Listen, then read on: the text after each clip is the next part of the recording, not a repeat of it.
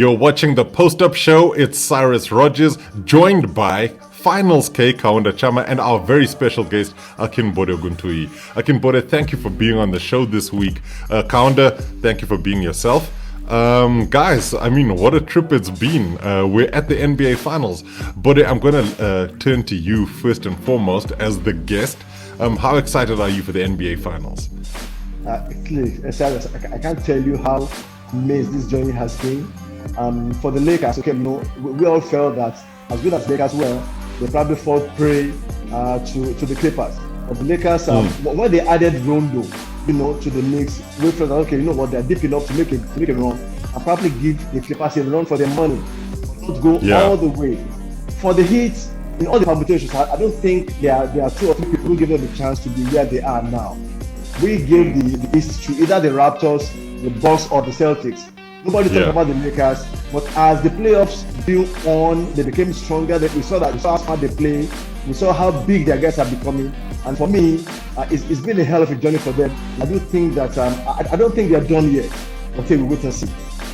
Oh, you don't think they're done? I thought, this is the mountaintop.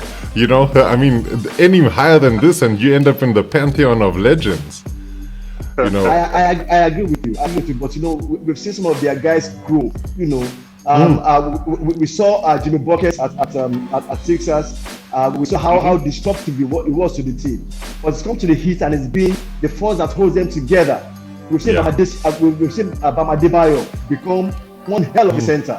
I didn't see this coming. In his 4 years playing like this, like a pro, and he's growing with every game. And their point guards are going to drag you. Who thinks that at 34, 35 years of age, you'll be playing this good? So, look, honestly, they have shocked me. And even if they fall at this point, we'll still give them thumbs up. But I don't think they're done yet. Kaunda, I don't think they're done yet. That's what Kaunda doesn't want to hear. In fact, if anything, Kaunda wants to see something a little bit like this. This is the graphic that says it all: best in the West, the LA Lakers winning the Western Conference and doing it pretty much with ease. Kaunda, do you think this is it? Has it been written in stone? LeBron James, Anthony Davis, everybody's fit. They're just focused. All of the storylines. Is this the Lakers' time? Look, first, Cyrus, before I get into it, I got to congratulate you for publishing your first book, Competitive Edge. Oh, I had to throw the plug in there. Well done, Cyrus. Thank you, man. I'll just load the graphic. Thanks so much. The whole Post-Up crew is proud of you, but look, first of all, there were certain narratives when LeBron went to the West, right? He'll never make it in the West. The Clippers are a better team. This is Kawhi's town now. The Trailblazers present a real, challenge. And then came, the Nuggets have them right where they want them. It's now 3-1, so they're going to come back and shock them. And everybody's forgetting that LeBron James and the Los Angeles Lakers gentlemanly swept their way to the conference final. In fact, they were giving everybody a gentleman's sweep, like, here goes one, but we got this. You're very, very right, because the reality here is this is a team that has done absolutely everything it's supposed to in order to get to the NBA Finals. And so when you look at what they've done on this journey, all of the naysayers have to take a step back and say, okay, fine, maybe we didn't give these guys the respect that they deserved all the way through. Akinbode, I mean, this is LeBron James here. Do you think that people have been disrespecting him? Or do you think it's just a question of people saying maybe somebody else could do a thing? I think it's more of disrespect because if you look at LeBron James, when he went back to the Cavaliers, a lot of us, myself included, thought he had made a mistake. Hey, the franchise has won 2 out of 4. Why not stay there and keep the run going? I think the Cavaliers, and they won the championship at second track. At that point, for me, he became a god with Soji, because this was a franchise that had no history like that before then. And so he went there, won the championship, and I felt that, look, if there's any argument to be for the greatest player of all time, it's not officially as even if it's not the GOAT. You got to name him. Then he went to and like you said, when he came to, we felt, okay, you know what? The East is good for him. In the East, they've got a mental block when it comes to they just want to see him. And for a long time, both the Celtics and the Raptors got right. Once they faced LeBron, they fell out of the picture. But he's come to the West, he's done so well. See, last season was an aberration. And the early part of the season was an aberration. Only was getting to know the team. But now, see the way LeBron is playing at 34, 35 years of age. In fact, at some point, he was posting figures better than what he did in his second year in his rookie year at his peak. Yeah. And that tells you that, look, it's got to be we've all been disrespectful to LeBron. And I will push this for the bit and move to the MVP argument. There's no way this man should have been MVP 9 or 10 times. I mean, in his career. But here we are. See, if LeBron wins a championship with the Lakers, forget that. Look, Kaunda, I'm commissioning you. I'm getting the LeBron jersey. Lakers too. Oh man. And you know, as we talk about LeBron James, we look at this, and this is one of the things that I saw online that really spoke volumes. You know, when you look at franchises and how many times they've been to the NBA Finals, LeBron James has more appearances in the NBA Finals than a lot of different franchises. Some have never even been there, Kaunda. Now we're seeing him edging the likes of the 76ers and the Knicks franchises in terms of NBA Finals. So, you know, if we just talk a little bit about that Lakers road to the finals again, I mean, look at the teams they've beaten, and you talked about it. The Trailblazers, you know, they took care of them. The Rockets, the Nuggets, I believe they beat the Trailblazers 4-1. And now they play the Miami Heat. So I asked you, is it written in stone? Do you say this is the Lakers to lose? Yes, Cyrus, this is the Lakers to lose. But first of all, like Akinbode said earlier on, let's not write off the Miami Heat completely. Cyrus, first of all, let's look at the history of the Miami Heat with LeBron James. There are a lot of Coach Spoelstra knows LeBron James. There's some people in the front office, in the back office, that know LeBron James in and out because he played there. And you know, I think that's a sort of advantage because they know how LeBron James plays. They know his temperament. They know which buttons to press. And let's also look, like Body said, Jimmy Butler has been a revolution to this franchise. He's come there and he's made the youngsters, you know, they look up to him like the big brother. Tyler Hero, Bam Adebayo.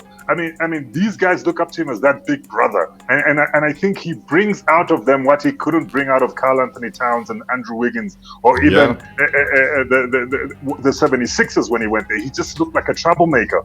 But when he came to the Heat, he seemed like that big brother. Like I compare him to what Draymond Green does to the Golden State Warriors. He does to the Miami Heat. He brings out that energy in them. He brings out that doggedness. He's like, guys, we can do this. And I think he's convinced them all playoffs long. He brings out the fight. He brings out the fire in them. And I think, I'm not saying they could beat the Lakers because I strongly believe they won't, but they could go out in 6 games. They could take 2 out of this 7-game series. I'm calling Lakers in 6 at the moment. Before I could have said Lakers in 5, but this Heat team, Cyrus, has been impressive, and they could surprise. But like LeBron said, he's not taking them lightly. The work is not done yet. And this is the whole thing. Look at the Heat's progression. They go, they sweep the Pacers up front. They beat the Bucks, who were, I mean, everybody had written them as being, you know, the guys who will probably play in the NBA Finals. And then they go and they make light work of the Celtics. Even though the Celtics won 2 of those games, those were games that were easily gettable for the Heat at the time. And now there they are facing the Lakers. Now, Bode, I know that a lot of fans out there are saying, look, when you're an underdog, the pressure's off. There's nothing for you to lose. And you spoke about Bam Adebayo. You spoke about the likes of Tyler Hero. There are other players on that team as well, like a Duncan Robinson, Kendrick Nunn, Andre Iguodala. You know, these are guys who, you've got Jay Crowder. They've got some sort of experience when you look at the vets like Crowder and Iguodala. But then you look at how they've also rubbed off on the youngsters. Do you think the Heat will say, even if everybody's written us off, we can beat these guys? Do you think Spoelstra is honestly thinking we've got a chance here? I think so. Look, for this Heat, I think what has impressed me most about them, apart from the growth of the players, is even as a team, they've faced adversity when it showed up, and they've managed to go to another level. Yeah. Against the Bucks, we thought that the Bucks being the best in the East would give them a problem, but somehow they found a way to unravel the Bucks and they kept pressing until they won. I thought that game, even if you are going to win it, will go to 6 or 7 games. It didn't. So about 5. Against the Celtics, find that every time they are behind, they might find another gear, and they keep going. Now, when the Celtics won the second game, I said, okay, I think we're going to see game 7. But here we are.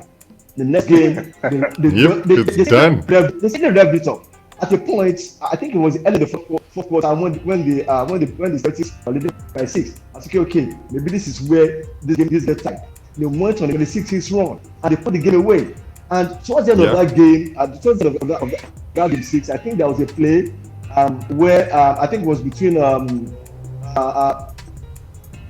Butler and Brown. Jaylen Brown, yeah. Jaylen Brown. You see the look on the face of Jimmy Butler, like they're backing up, man, no matter what. And I think it is that kind of instinct, the way they ramp it up. I think the Lakers have got to watch out for. They're not going to allow that and be walked over. And hey, I keep telling my guys here, Bama Adebayo and Anthony Davis, that battle is going to be brutal. Yeah, it will. Bama takes 2 points in game 6 when Jesse Tatum went missing. That tells me that the Heat will be dangerous. I agree with Kaunda that it's going to go to 6 or 7. But right now, as I'm talking with you, I don't know who's going to win it to 6 or 7. Whether it's the Lakers or the Heat. Okay. 2 days, I'll be able to tell you. But right now, I can't. And what's great about that is that we're in for what seems to be a competitive series. I think this is something that a lot of people had actually complained about when you saw some of the earlier matchups. I mean, when we look at the schedule itself, right? So everything sort of starts early Thursday morning for us here.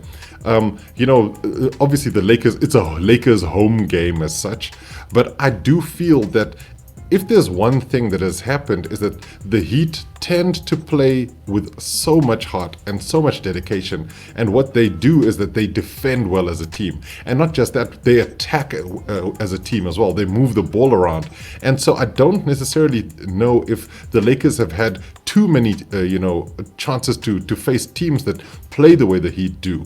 The Nuggets were probably the closest to that, and the Nuggets also had big stars in Jamal Murray and Nikola Jokic. There's no Murray and there's no Jokic on the Heat. Adebayo is a fantastic center and he can do really well, but when he's off the court, what happens then? So Kaunda, when I look at it and I say, okay, I'm trying to think like I'm Coach Spoelstra here. What do I do to try and match what the Lakers bring? Because I think what the Lakers have done is they've assembled an Avengers. They basically were like an NBA Finals, NBA championship winning Avengers. They've got Rondo at the point. They've got backups all over. Alex Caruso is basically the Lakers' Tyler Hero, just with a lot more defense. So what do the Heat? Look, let's leave the style stuff alone, okay? I mean, the guy's got problems that he can't control. He's controlling the things he can, okay? And that's effort levels. But okay, so here's the question, Kaunda. If you were Spoelstra, how do you attack this? How do you try and win a championship with this Heat team? Cyrus, the only way, because they're Spoelstra's a very defensive-minded coach, right? If I was Spoelstra, which I'm not, probably never will be, I would try my best to get the key players of the Lakers in foul trouble early in games. And that's sort of, it takes away your focus. It takes away your focus because now, like I saw the Lakers do that to the likes of Jokic. You get Jokic in foul trouble early. He can't be as aggressive as he wants to be. Now you can imagine if you get a LeBron, a Dwight Howard, an AD and a Rondo in early foul trouble. You are basically destabilizing the Lakers machine. So first of all, you start making trips to the charity stripe, and then at the same time, you're getting these guys in foul trouble. So the only solution I see, because if they want to go man for man, size for size, it's going to be a tough one. like you Yeah. said, I mean, the Bam Adebayo has to look out for three guys. There's JaVale McGee. Obviously, he's not at the top of his game at the moment. Maybe he's been saving it for the finals. But he's Then still you've there. got Anthony Davis. You got Anthony Davis, and you've got Dwight Howard. Those are three big men that their key player Bam Adebayo has to face. Then you say, okay, point guards. Maybe Rondo, because of his age, Dragic can take care of him. A Tyler Hero, can the other guy? You know, you can throw a Marcus Morris at a Tyler Hero. I'm not too convinced. The Lakers have options. Yeah, I'm not. You know, Kuzma hasn't really impressed me, but I would throw a Kuzma at the Tyler Hero. But then you ask yourself, is Jimmy Butler the LeBron stopper? Because in terms of like the defensive prowess, if I was to throw somebody, it would be a Jay Crowder at times, but it would be mostly a Jimmy Butler, because I think he's got that temperament that can handle a LeBron James. But can he stop a LeBron James? That is the question. So what does he do if he can't stop him physically? He gets him into foul trouble. Potentially, and look, I guess that's a tough thing, because in essence, it's a finals. How many fouls are the refs going to give against a LeBron James here? You know, he does get the benefit of the superstar calls sometimes. There's not a dig at him, but I think it's one of those situations where, you know what it's like. You know, they'll call a couple of fouls here and there, though the officiating hasn't necessarily been at its all-time best. Bode, is there anything that you would add in terms of trying to think of a plan that the Heat might use? And in doing that, do you think it's possible that you're making a case as to why the Lakers won't lose this? Now, for me, I don't think the Lakers have played at their best. That's the scary thing. I don't think. I think there's still a gear that they can go to that they have not gone to. I remember when they lost the first game against the Rockets. And he said, "We have seen them play. Figure them out. Now we know how to go at them." And they won 4 straight. And that is the thing about these Lakers. You win one against them, they don't lose against you again. They just keep going. Yeah. And Kaunda talked about the strength in depth of these Lakers. When you talk about taking out players, now the thing is that for every big person they have on the floor, they have someone equal, if not as good, but almost as good on the bench. Rondo has won the championship. The Toward came close. Interestingly, I was at the finals where Rondo won the championship, and the one that was 10 years ago against the Lakers. I was at both finals, and so I know these guys. They one wants championship, another wants to, and when they are called upon, they start to be played, and they played really, really well. Now, Dwight Howard, you know, he almost didn't come to the ball because of the issue with his son. He showed up, and when he suited up, he played well. And that is what I think the Heat has to be afraid of. Because as well as Adebayo has played, I don't think he has the court savvy of these veterans. And like you said, yes, it is not the Lakers that will be in trouble. I think it's the Heat that could be in foul trouble, because when they start rotating this big man against Adebayo, and also remember that Lakers can play small ball, they can play big ball. I don't think the Heat has played small ball in any of the seasons. I don't think so. Adebayo is something a key part of their game plan. So how will they respond when Adebayo gets in foul trouble? You know, and that for me, because I don't think Udonis Haslem has the legs to play extended minutes in an NBA final. I don't think it hasn't been a regular feature in any of this series. And so I think this is where the key lies for the Lakers. Get Adebayo in foul trouble, play small ball the way they did against Nuggets. I think if there's a weakness, that's the weakness the Heat have. Plus, Kaunda talked about him knowing all about LeBron James, but the thing is, James also knows the coach. He knows the calls. He knows the calls. He knows that, and he has something to prove against Pat Riley. When they left, there was bad ball between the two of them. LeBron James has something to prove, and there's one thing I know about superstars. LeBron James, Michael Jordan. You don't want them to come to you having bad blood. Well, and I was gonna go there. Yeah, I was gonna go there. One key thing. Somebody said that anybody coming up against the Lakers is coming up against the memory of Kobe. Yeah. When that shot went in from AD, I think it was in the first one series, he shouted, "Kobe, my brother." I think the Kobe spirit is driving the Lakers. They want to win this for him, and you cannot play against. No, you can't coach against that. You can't play against that. You can't, no matter how you try. No. And that's a fair point. I do think the interesting thing, because like in The Last Dance, and it's become a meme now, where Michael Jordan said, "And then I took it personal." and I took that personally. And I think that's what LeBron James could potentially do when he looks at, he find that extra motivation to beat the Heat. I hate being the person who says, okay, there are a few things that could play a key factor here. One of those being fitness. Now, both of these teams have actually managed to make light work of a lot of the opposition that they've played on their way to the finals. So I don't think that either of them will be too tired by the time they get there. The Lakers in particular have only really had to play 5 games in every series. So, Kaunda, they'll have a lot of energy in their legs. Do you think that LeBron James will be the central point in all of what happens for the Lakers? Or do you think that Frank Vogel will ask them to share the ball around a little bit more and potentially have Anthony Davis, lead the team at points in this series? Look, Cyrus, this could go 2 ways, because a lot of people are saying LeBron James has got maybe 2 other seasons left in him, right? And maybe this could be his final chance to win a championship in that leading role. Because at one point, he's turning 36 at the end of this year, so he has to do a bit of step back. And I think the rumors are still out there that he might hand over the 23 jersey to Anthony Davis as he promised before, and maybe take on that 6th jersey for next season. Now, that brings me back to the fact that Coach Vogel, I think, will try and spread the ball around and, get everybody involved, maybe play through AD a lot, use Dwight with the lob.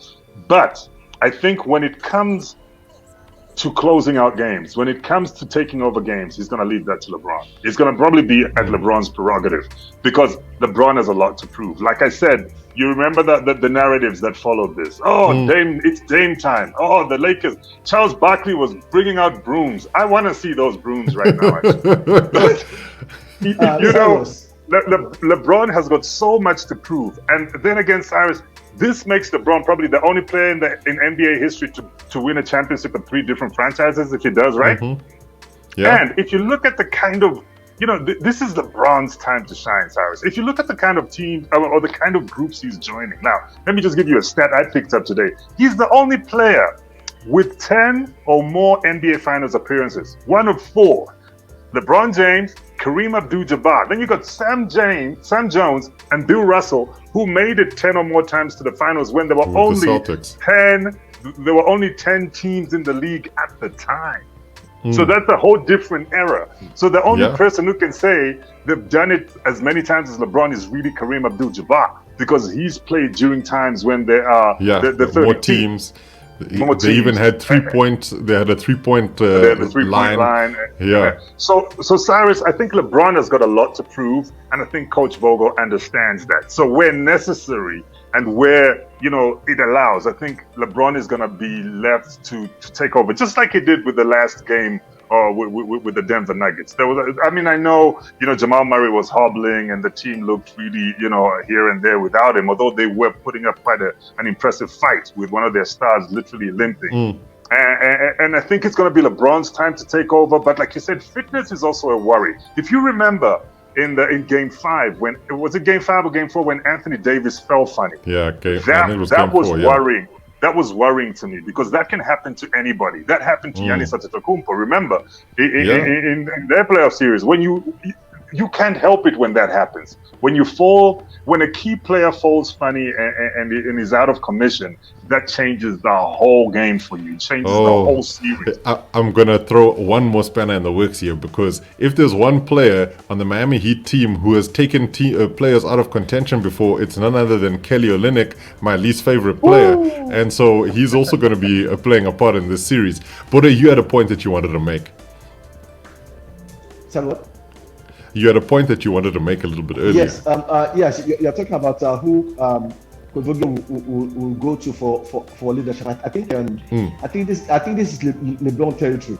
Over the years, in the early years of LeBron's career, he tried to do too much. Now he knows when to let other players play. He knows when to take over games. And I think this is going to be key.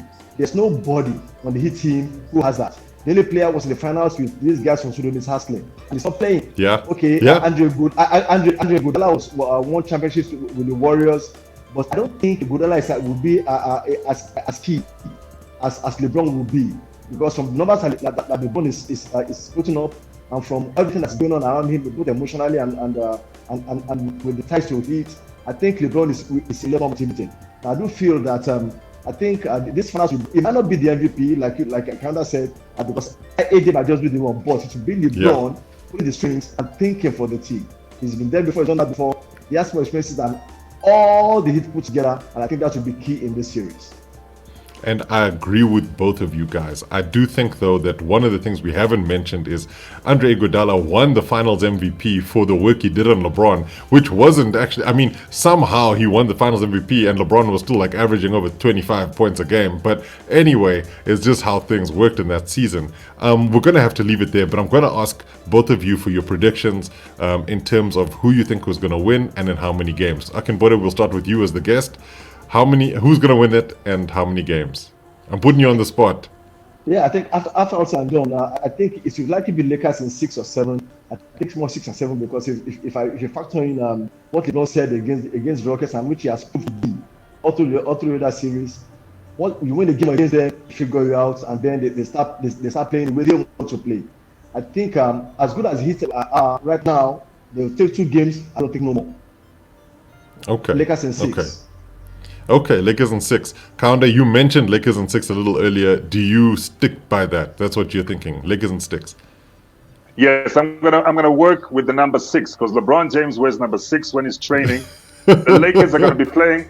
The Lakers are going to be playing with 6 players on the court. That's the first 5 plus the spirit of Kobe, which makes it 6. So Cyrus, with those 6s plays, and I would hate to say 666 because I really don't like that combination. So I'm going to have to think of another 6 to put in there. Maybe Rondo wears a size 6 shoe. I'm not too sure. Or Alex Caruso is 6th man of the series. Absolutely. So to me, I think it's Lakers in 6, Cyrus. It could even be Lakers in 5. I just want to see what Game 1 looks like. Yeah, because I the think Heat so. have got a lot of fight in them. The Heat have got a lot of fight in them, but what happens in Game 1 would dictate, I think, to me how to set the tone for the rest of the series. But I'm going with a modest Lakers in 6 here. No, and I think that we're all sort of in agreement in terms of the Lakers winning it. I just can't see who the Heat turn to really becomes like the superstar that leads them. Jimmy Butler is a fantastic player. Does he suddenly become this incredible scorer that they can't stop? I don't see that happening.